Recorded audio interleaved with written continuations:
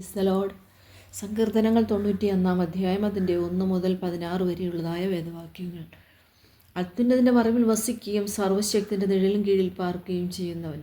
യഹോവയെക്കുറിച്ച് അവൻ എൻ്റെ സങ്കേതവും കോട്ടയും, ഞാൻ ആശ്രയിക്കുന്ന എൻ്റെ ദൈവവും എന്ന് പറയുന്നു.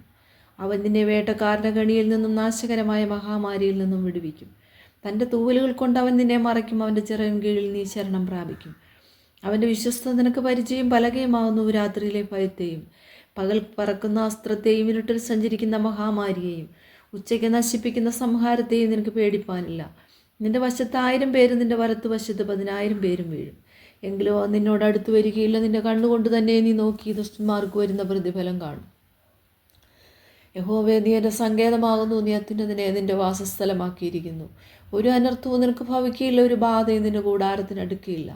നിന്റെ എല്ലാ വഴികളിലും നിന്നെ കാക്കേണ്ടതിന് അവൻ നിന്നെക്കുറിച്ച് തൻ്റെ ദൂതന്മാരോട് കൽപ്പിക്കും. നിന്റെ കാൽ കല്ലിൽ തട്ടിപ്പോകാതിരിക്കേണ്ടതിന് അവർ നിന്നെ കൈകളിൽ വഹിച്ചുകൊള്ളും. സിംഹത്തിന്മേലും അണലിമേലും നീ ചവിട്ടും.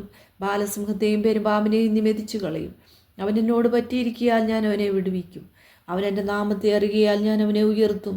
അവൻ എന്നെ വിളിച്ചപേക്ഷിക്കും, ഞാൻ അവന് ഉത്തരമരുളും. കഷ്ടകാലത്ത് ഞാൻ അവനോടുകൂടെ ഇരിക്കും. ഞാൻ അവനെ വിടുവിച്ച് മഹത്വപ്പെടുത്തും. ദീർഘായുസ്സുകൊണ്ട് ഞാൻ അവന് തൃപ്തി വരുത്തും.